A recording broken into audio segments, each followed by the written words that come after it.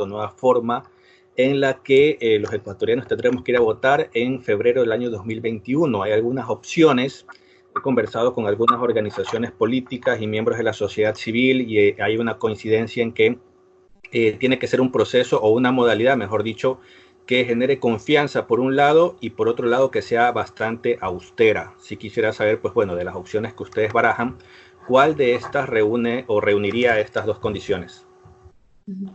Bueno, muchas gracias. Efectivamente, el Consejo Nacional Electoral tiene algunas ideas, dos propuestas básicamente para las elecciones del 7 de febrero del 2021, para el día propiamente de las elecciones, de cómo sería para evitar la aglomeración de gente y como consecuencia mayores contaminación del virus. Hay una propuesta en el que se debate la posibilidad de hacerlo por diferentes días, segmentando a la población. Eso todavía está por definir. Habíamos puesto como un ejemplo, el primer día podrían ser las personas que tienen el voto facultativo, no obligatorio. El segundo día podrían ser hombres, el tercer día mujeres, un poco para ejemplificar, pero eso no está cerrado, sino sí es importante segmentar para disminuir la concurrencia del día 7 de las elecciones y hacerlo. Y esta propuesta tiene el respaldo legal y la legitimidad, puesto de que eso ya se viene practicando y la Constitución lo permite porque se hace el voto anticipado para personas privadas de la libertad y personas con discapacidad o de la tercera edad cuando se hace el voto en casa antes del día de las elecciones del domingo, que generalmente se hace. La segunda opción que también se está analizando es de que sea una forma híbrida. Una parte de la población podría ser en un solo día votar personalmente, como se hace normalmente, como se ha hecho en los últimos 40 años, y la otra proporción de la población hacerlo a través de Internet, a lo que se ya conoce como el voto telemático. Es decir, no hay que uno desde la casa, ya sea a través de una computadora, de una tablet, del teléfono inclusive, poder votar. Estas son las dos opciones que estamos analizando, pero esto tiene ventajas y desventajas. Entre las cosas mayores desventajas que nosotros tenemos pensando en el cambio que podemos hacer de ir a esta tecnología, hacer por Internet, son básicamente la primera, el tiempo para implementar este proceso y esta metodología de votación. ¿Por qué el tiempo? Porque no tenemos 9 meses para empezar, tenemos solo hasta noviembre para que todo esté listo para llegar a las elecciones del 7 de febrero. Después de noviembre solo tienen que hacerse pruebas de simulacros cuando ya todo está listo. 2,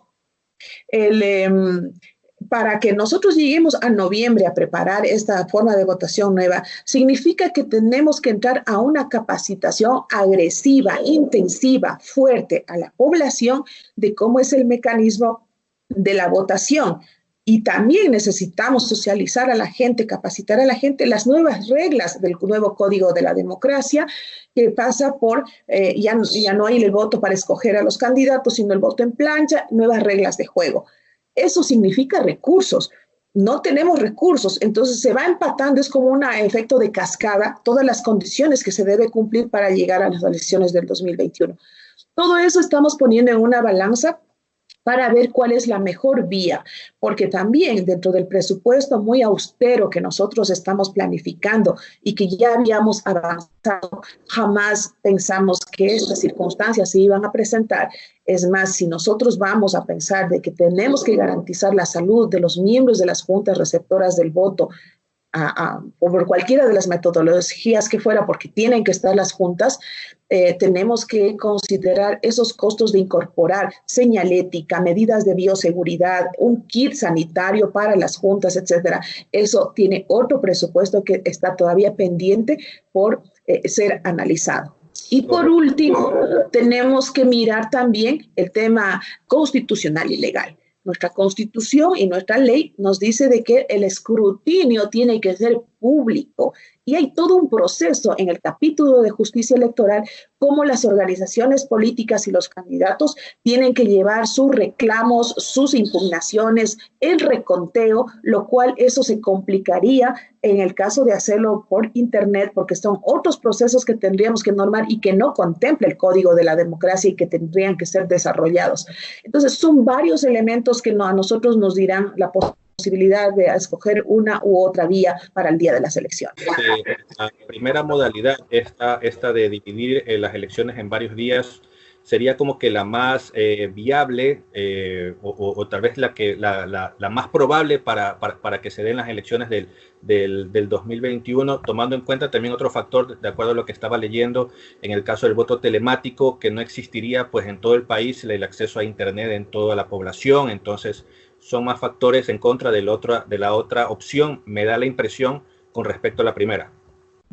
Realmente hay muchos factores en contra del voto telemático, si bien nosotros hemos estudiado y estamos analizando primero la confianza de la ciudadanía. En países donde ya se ha practicado el voto por internet, el voto telemático, están retrocediendo al voto manual, porque precisamente la gente no confía en los sistemas informáticos y sienten que pueden ser amenazados a través de hackeos, etcétera. Y la segunda pasa por la confianza de la sociedad. De las investigaciones que nosotros hemos hecho, nos han contado nuestros pares y los países donde se ha practicado que sí, cuando han tenido que transitar del voto manual hacia el voto telemático, ha sido sobre la base de un gran acuerdo nacional entre la sociedad civil, las organizaciones políticas y las autoridades electorales. Si estas condiciones no se dan, nosotros no tenemos por qué nadar contra la corriente, porque lo que debemos garantizar es transparencia y seguridad del proceso de elecciones, que generalmente la gente confía mucho más en el voto manual, que el escrutinio sea público y tenga el acceso a las actas para poder hacer las reclamaciones. ¿Cómo será el voto de personas que para la fecha de las elecciones estén o sean casos confirmados de COVID-19? ¿Cómo van a tener que votar esas personas? Sí, una de las propuestas que nosotros estamos pensando es plantearle a los COEs cantonales, vamos a procedido a invitar a la Asociación de Municipalidades, también lo vamos a hacer con los consejos provinciales, para que ellos nos acompañen en esto, y como son ellos los que tienen la información, ¿en qué comunidades, en qué parroquias hay mayor número de contagiados y se encuentran en aislamiento para evitar o están con sospecha? Ellos tendrán que darnos la información para nosotros no implementar las mesas o mirar en qué condiciones nos encontramos el día de las elecciones y así evitar llegar a esos espacios donde posiblemente no sea conveniente entrar. Y además, con estos informes técnicos, los informes del COE cantonal, nosotros podamos eximir de las multas, porque efectivamente no pueden, por salud, no pueden salir a las votaciones. Todo será coordinado a través del COE cantonal y nacional. También es una propuesta que lo estamos pensando hacer, porque debemos cuidar de la salud. Si hay comunidades y parroquias que están en cuarentena, o sea, por ejemplo, me han dicho en la Tarqui, en Guayas, en Guayaquil, hay que mirar y hay que evaluar. Nosotros no quisiéramos adelantar criterios, pero todo será en base a la información que nos dé el COE nacional y los COEs cantonales. El tema de las elecciones climáticas, como usted sabe, son eventos, en algunos casos, o no en algunos casos, en la mayoría de los casos, eventos masivos que obviamente por el estado de excepción y por la cuarentena y aislamiento, pues imposible poder hacerlos, que las organizaciones políticas puedan hacerlos. Entendería yo que de alguna manera estas elecciones o estas asambleas que hacen las organizaciones políticas deberían ser virtuales, y eso va a requerir algún tipo de cambio o modificación de los reglamentos. Efectivamente, por eso nosotros el día de hoy terminaremos de analizar el reglamento de los consejos consultivos y empezaremos ya con los otros reglamentos que tienen que ver con la inscripción de candidaturas, con el reglamento de alianzas de los partidos políticos, y todo esto estamos haciéndolo de forma participativa. Las organizaciones políticas nos están haciendo llegar sus observaciones y tiene que cambiar la modalidad. Por eso el volviendo un poco, como le dije, todo esto en cascada, el personal operativo, especialista en sistemas, tiene muchos desafíos y tiene que enfrentar estos cambios para que en la mayor de las actividades, en la mayoría de las actividades sea virtual. Entonces, implementar y desarrollar cada uno de esos proyectos nos toma tiempo y no estamos con el personal suficiente para poner a trabajar en diferentes frentes.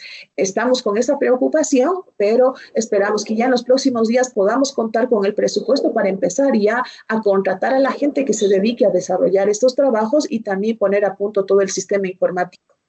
Correcto, entiendo entonces que una candidatura, una eventual candidatura, ya no va a ser personalísima, como dice actualmente el reglamento, y usted recordará en su momento que también el CNE anterior eliminó una candidatura específicamente, bueno, no, en las elecciones del 2013, la del expresidente Abdalá Bucaram, quien aceptó una candidatura vía videoconferencia y no fue aceptada. Entiendo yo que ya no va ese tipo de requisito. Mire, nosotros tendremos que buscar de alguna manera de que esta que dice personalísimo no vaya en contra de la ley y buscar un mecanismo en el reglamento. Esto es, buscaremos la manera de que esté presente uno de los funcionarios del Consejo Nacional Electoral para que dé fe de aquello. El asunto es evitar las aglomeraciones. Lo que no podemos evitar es de que nosotros podamos confirmar la presencia del candidato en algún sitio y la certificación del funcionario del Consejo Nacional Electoral, que eso está parte de la ley. Eso todavía tenemos que revisarlo porque esos son los candados que nosotros decimos legales y constitucionales que debemos ver el mecanismo de no afectar y no cambiar, porque si cambiamos en uno, eso significaría que podríamos cambiar cualquier tema del Código de la Democracia y eso es lo que queremos evitar. Sí, y podría evitar también al presidente Rafael Correa aceptar una candidatura a la vicepresidencia. Correa y cualquier persona que no tenga sentencia ejecutoriada y no se le haya quitado los derechos políticos puede ser candidato. En el caso del presidente Correa, todos sabemos que él para presidente no puede más por impedimento constitucional, pero podría para vicepresidente siempre y cuando cumpla con todos los requisitos de los derechos políticos y lo que se determina en la Constitución. Si no tiene impedimento puede, pero si tiene impedimento, sea quien sea Correa o cualquier candidato, no podrá ser inscrito para participar en las próximas elecciones.